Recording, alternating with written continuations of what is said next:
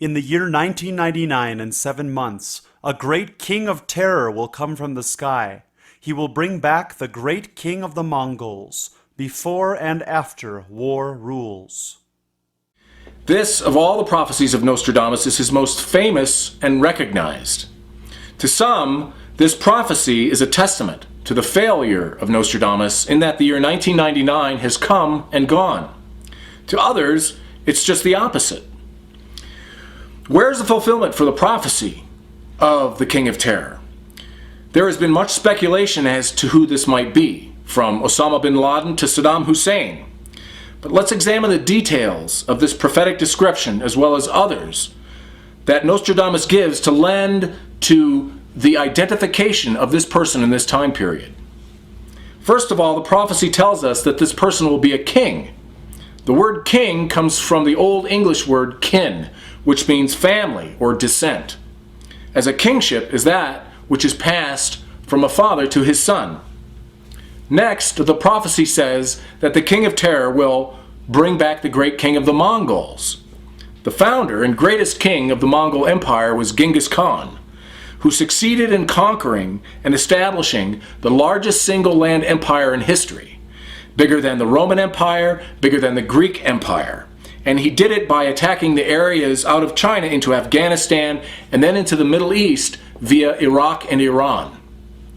The Mongol conquest is viewed by modern-day geostrategists as the model for global domination. Case in point, Zbigniew Brzezinski, who was the national security advisor under the Carter administration, has written many books and is considered as today's greatest geostrategist, who the Western world leaders of today look to for advice. In his book, The Grand Chessboard, Mr. Brzezinski compares the present-day global aspirations of the United States with that of the Mongol Empire. To find a somewhat closer analogy to today's definition of a global power, we must turn to the remarkable phenomenon of the Mongol Empire.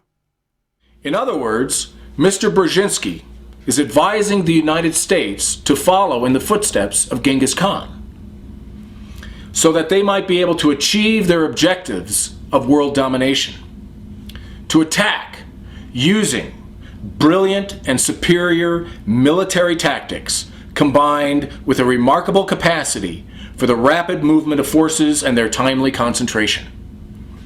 The last sentence of this prophecy states, "Before and after war rules." Who today is able to fulfill all of these particular details and requirements for the King of Terror? The year 1999 has come and gone, but who is it that came onto the world stage in the year 1999 out of virtual obscurity and has become one of the world's most recognized? Who is it that can lay claim to being the son of a former world leader? Who is it who is walking in the footsteps of the Mongols in their attacks, destruction, and occupation of the very areas that the Mongols themselves had conquered? Who is it that is carrying out this legacy of a war that was waged before and after? Who is it that has initiated this global war of terror?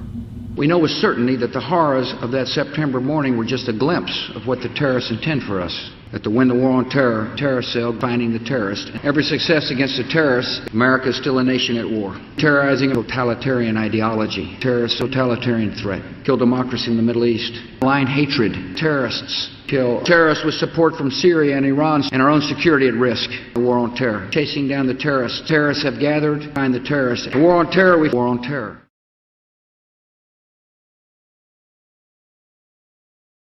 Bush became the Republican nominee for president in the year 1999.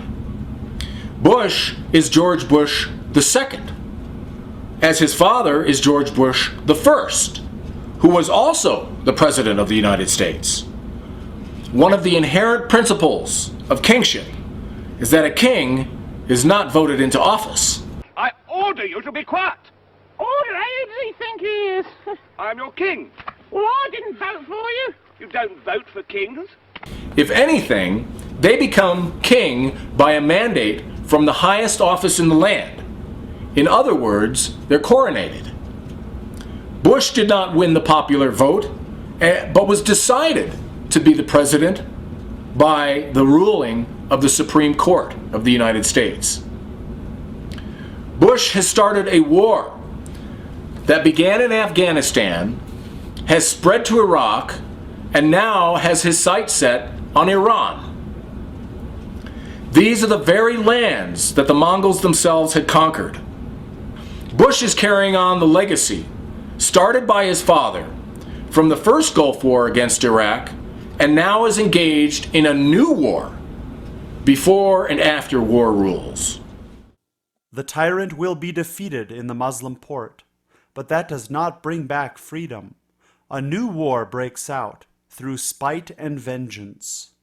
This again is a prophecy from Nostradamus describing these events that tie into this whole entire scenario.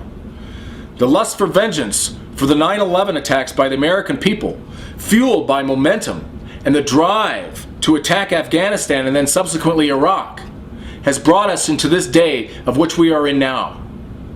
George Bush is this great king of terror, who we were warned of by Nostradamus, and who is now dragging us into this war that is being created that will propel into the coming of World War III.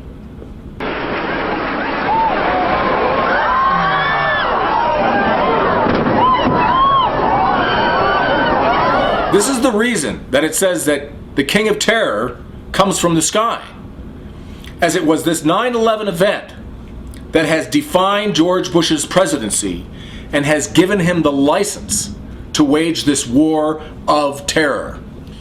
George Bush is the King of Terror of whom Nostradamus prophesies. But what is it prophesied that will happen as a result of the coming of the King of Terror? We are in the last year of Bush's presidency, and he is planning on a military solution to the nuclear crisis in Iran.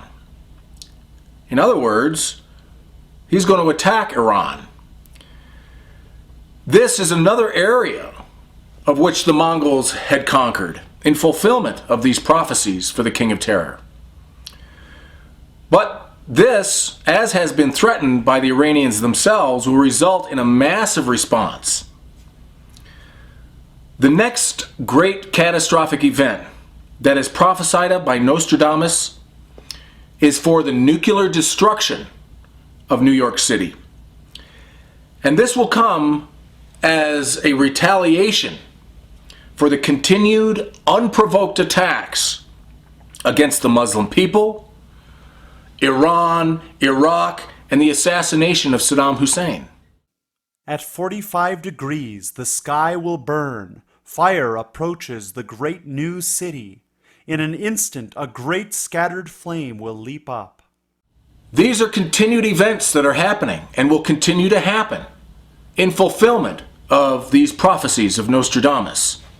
But Nostradamus does not limit his prophecies to only the horrible destructions that occur because of the King of Terror, but of the age of fulfillment that he sees as the solution to these destructions and these injustices. Nostradamus says that at this time the world will realize that the second coming of Christ has already occurred, and that we now have the solution that the world is looking for. It's just a matter of the people seeking and judging for themselves. This is the day of judgment, that the people judge as to what is right or what is wrong, and that the prophecies show how these events have been foreseen and that they are right, and that the solution that comes from the return of Christ are also right. If you would like to read the book The King of Terror by Leonardo De'Gehle, go to thekingofterror.com or search amazon.com for The King of Terror.